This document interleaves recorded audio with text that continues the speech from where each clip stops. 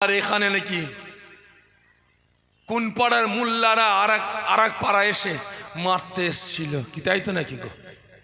হ্যাঁ কি না বলেন? এক পাড়ার মোল্লা আর এক পাড়ার মোল্লাকে মারতে গেছে। লজ্জা! কত বড় বিহায়াইরা, কত বড় দোকান কাটা! আজকে ভারতের মাটি থেকে, বাংলার মাটি থেকে আমরা মুসলমান বেছে বেছে আমাদের হিয়ারিং এর নোটিশ পাঠাচ্ছে। আজকে আমরা কুত্তার মতো সারাটা দিন না খাওয়া না দাওয়া লাইনে দাঁড়িয়ে দাঁড়িয়ে আমার মা বোন, যে মা বোনেরা কোনোদিন হাটে যাই না, বাজারে যাই না, মার্কেটে যাই না, যদিও ডাক্তারের প্রয়োজন হয় না চারে ডাক্তার বাড়ি যাওয়ার জন্য বোরকা পরেছে, তাতেও শান্তি পাই না। হাতে মোজা, পায়ে মোজা লাগিয়ে জড়সড় হয়ে ভয়ে ভয়ে ভয়ে ভয়ে যাচ্ছে, ঠিক না বে ঠিক? আর আজ সেই আমার মা বোনেদের আজকে বেগানা পুরুষের কাছে, ওই বেঈমানদের কাছে মুখের নেকাব তুলে দিয়ে, পর্দা খুলে দিয়ে বলতে হচ্ছে আমি এ দেশের নাগরিক, আমার ডকুমেন্টস গুলো আপনারা নেন। আজকে আমরা মুসলমান আমাদের অস্তিত্বকে ধ্বংস করে দিবার চক্রান্ত করছে। আরে বেটারা, এই দোকান কাটাগুলো ওই কাফের মুশরিক, ইসলামের দুশমন, শরিয়াতের দুশমন, মসজিদ মাদ্রাসার দুশমন, ওয়াকফ সম্পদের দুশমনদের দালালি করতে গিয়ে মোল্লার বাচ্চা হয়ে আর এক মোল্লার বাচ্চার উপরে চড়াও হচ্ছে। এর মতো লজ্জা কিছু আছে? বলুন, এর মতো লজ্জা কিছু আছে? চলে যান ভিডিওতে গিয়ে দেখুন। এখানে তো অনেকে মানুষ বসে আছেন, আপনাদের অনেকের ফ্যামিলির, অনেকের বোনের, অনেকের ভাবির, অনেকের চাচির, অনেকের মায়ের হিয়ারিং এসেছে। আসেনি? আসেনি? ওই বুড়ি মানুষ চলতে পারে না, টাকা টেনে টেনে নিয়ে যাচ্ছেন এ দেশের নাগরিক প্রমাণ করার জন্য। ভাই বলতাম না, বুকে ব্যথা লাগছে বলে বলছি, বলতাম না আমি এসআইআরের পক্ষে, আমি এসআইআরের পক্ষে, তবে এইরকম এসআইআরের পক্ষে আমি না। কারণ নোটিশ আসছে দেখছি ভাই, একটাই ধর্ম, একটাই বর্ণের জন্য। যদি এই নোটিশটা সর্বধর্মের জন্য আসতো, সর্ববর্ণের জন্য আসতো, সমানভাবে আসতো, তাহলে আমরা মেনে নিতাম, ঠিক না বেঠিক? কিন্তু একটা বুথে নোটিশ আসছে 500, 600, 700, 800, 900 নোটিশ আসছে। যদি 500 নোটিশ আসে, তার ভিতরে মাত্র 5 থেকে 10 জন অন্য অন্য ধর্মের, অন্য অন্য বর্ণের, ঠিক না বেঠিক? আর 490টা এই মোল্লার বাচ্চাদের নোটিশ আসছে। এদের জ্ঞান কবে হবে জানি না। এরা কোন মানে পাতা খেয়ে আছে ওদের জানি না। আজকে 490টা মোল্লার বাচ্চাদের হিয়ারিং এসেছে এবং 400-র মধ্যে 350 আমার আপনার মা বোনের নোটিশ আসছে, ঠিক না বেঠিক? ভাই দুঃখ লাগছে বলে বলছি, কষ্ট লাগছে বলে বলছি। আর কবে মোল্লা পরিবর্তন হব বলেন না? এই আজকেই তো সন্দেশখালিতে 2253 জন, যে বিশ্বাস না হয় প্রত্যেকের হাতে স্মার্টফোন আছে, সার্চ করুন, মেন স্ট্রিমগুলো খুলুন, জি24 ঘন্টা খুলুন, TV9 খুলুন, সব খুলে দেখেন। হই হই হচ্ছে এখন সোশ্যাল মিডিয়ায়। 2253 জন তাদেরকে দেশের নাগরিক থেকে বাদ দিয়ে দিয়েছে। জানি না আগামী দিন আমার আপনার কপালে কি আছে, আমার আপনার বাড়িতে কি নোটিশটা আসবে।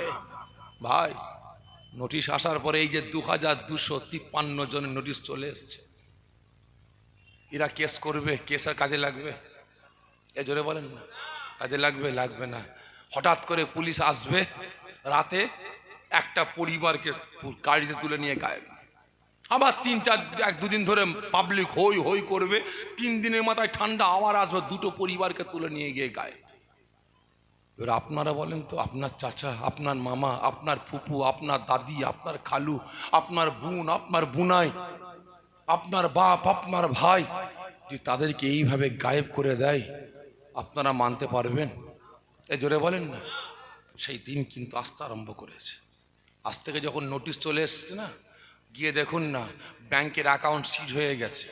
এই 2253 জন ব্যাংক থেকে আর টাকা তুলতে পারবে না। এই 2253 জন যে গ্যাসে রান্না করতো, গ্যাসটা বন্ধ হয়ে গেছে। এই 2253 জন খুব তাড়াতাড়ি তাদের বাড়িতে কারেন্টের লাইনটা কেটে দেবে। এই 2253 জন কোনো অসুবিধা হয়ে গেলে সরকারি হসপিটালে ভর্তি হতে পারবে না। এই 2253 জন পরিবার কোনো অসুবিধা হলে সরকারি ডাক্তারখানায় গিয়ে ওষুধ পাবে না। এদের মধ্যে কোনো রকম কিছু হলে কেউ চুরি করে নিয়ে চলে গেছে, ডাকাতি করে নিয়ে চলে গেছে, বা কাউকে মার্ডার করে দিয়ে গেছে, এই 2253 জনের মধ্যে একজনকে মার্ডার করে দিয়েছে, তারা গিয়ে কোর্টে কেস করবে, কাজ হবে না, কেস নেবেই না। আজকে পরিস্থিতি আমার আপনার কোথায় বুঝতে পাচ্ছেন? তারপরেও আজকে আমি আপনি মুসলমান, ওই বেঈমানদের জন্য আজকে বাপ বেটার সম্পর্ক, ভাই ভাইয়ের সম্পর্ক, চাচা ভাইপোর সম্পর্ক, মুসলমানের সম্পর্ক আজকে ধ্বংস ধূলিসাৎ করে বেড়াচ্ছে। এই বেটারা সর্বপ্রথম জাহান্নামে যাবে। আর দ্বিতীয় নম্বর কারা বলেন? এই আমাদের মতো মুনাফেক মার্কা উলামা সমাজ। বাস্তব বলছি ভাই, খারাপ মনে নেবেন না। আজকে লক্ষ্য করুন না, আমাদের সমাজে একটা না দুটো না হাজারো গোষ্ঠী কি আছে না নাই? আছে না নাই? কিছু নাম বলছি: ফুরফুরা, তবলিগ, জামাত ইসলাম, আহলে হাদিস, কাদিয়ানি, গাঁওমারি, মাঝভান্ডারি, পিলা ফকির, আজানগাছি, ঘড়িপীর, আটরশি, চরমোনা, জয়গুরু, লাল ফকির, পিলা ফকির, আঙুলচুষা পীর, বিরি বাবা, দরগা বাবা, কাটারিসা, নারার দল, ফকিরির দল, হাজারো গোষ্ঠী আছে না নাই? এই আছে না নাই? আচ্ছা বলেন তো, এই যে এতগুলো গোষ্ঠীর নাম বললাম, এ দলের নেতা কারা? এ বলেন না, এ দলের নেতা কারা গো? এই কথা বলছে না। হ্যাঁ, এতগুলো গোষ্ঠীর নাম বললাম, এদের নেতা কারা? এদের নেতৃত্ব কারা দেয়? হ্যাঁ, কোনো গেঁজাখোর, কোনো মদখোর, কারা?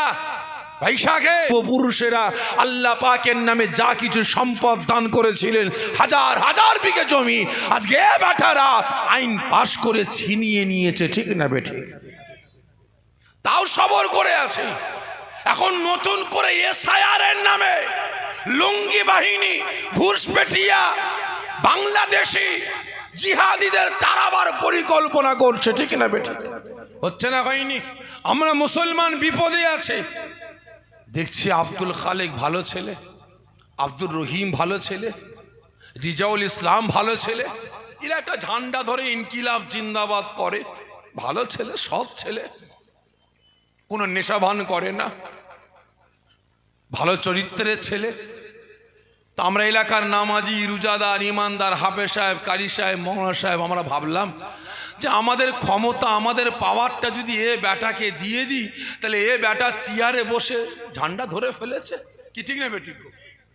ঝান্ডা ধরে ফেলেছে, তা আমাদের পাওয়ারটা দিই, একটা বেঈমানকে না দিয়ে, একটা ইসলামের দুশ্মনকে না দিয়ে, কোরআনের দুশ্মনকে না দিয়ে, মসজিদ মাদ্রাসার দুশ্মনকে না দিয়ে, আব্দুল খালেককে দিয়ে। ও বাবা, এ বেটা আমাদের পাওয়ার, আমাদের ক্ষমতা নিবার পরে, গদিতে বসার পরে আল্লাহ পাককে খুশি করার জন্য না, রসুলকে খুশি করার জন্য না, ইসলামকে বাঁচাবার স্বার্থে না, আল্লাহ রসুলের শান মান ইজ্জতকে রক্ষার স্বার্থে না, আজকে আমরা মুসলমান আমাদের অস্তিত্ব রক্ষার জন্য না, আমার আপনার বাড়ির মা বোনেদের ইজ্জত রক্ষার স্বার্থে না, অসহায় মুসলমানের চোখের পানি মুছে মুসলমানের মুখে হাসি ফোটাবার জন্য না, এই মুসলমানের বাচ্চা ওই কাফের মুশরিক বেঈমান বেদিনদের মুখে হাসি ফুটাবার জন্য, ওদের অস্তিত্ব রক্ষার জন্য আজকে এ বেটা চেয়ারে বসে, গদিতে বসে ওই কাফের মুশরিকদের দালালি করতে গিয়ে আজকে বাপ বেটার সম্পর্ক, ভাই ভাইয়ের সম্পর্ক, চাচা ভাইপোর সম্পর্ক, পাড়াপড়শি সম্পর্ক, এ পাড়ার মুসলমান ওই পাড়ার মুসলমানের মধ্যে মারামারি, কাটাকাটি, খুনোখুনিতে লিপ্ত করিয়ে দিয়েছে, ঠিক না বেঠি? আজকে বলেন, এই আস্তে আস্তে শুনছিলাম আপনার হ্যাঁ, সর্বপ্রথম জাহান্নামায় যাবে কোনো দাড়ি চাচাওয়ালা, প্যান্ট শার্ট পরাওয়ালা, কোট টাই পরাওয়ালা নয়। সর্বপ্রথম জাহান্নামায় যাবে এই আমাদের মতো টুপিওয়ালা, দাড়িওয়ালা, জুব্বাওয়ালা, হাদিসওয়ালা, কুরআনওয়ালা, নামাজি, রোজাদার, হাফেজ সাহেব, কারি সাহেব, মাওলানা সাহেব, মুফতি সাহেব, মুকাদ্দেস সাহেব, মুফাসসির সাহেব, পীর সাহেব, পীরজাদা, ইমাম সাহেব, মুয়াজ্জিম সাহেব, নাম আপনার মুনাফেক মার্কা উলামা সমাজ সর্বপ্রথম জাহান্নামায় যাবে। দ্বিতীয় নাম্বার কারা বলতে পারেন? এই জোরে বলেন না। দ্বিতীয় নাম্বার সর্বপ্রথম জাহান্নামায় যাবে কারা? বাগানের খাদেম, বিশেষ করে কারা?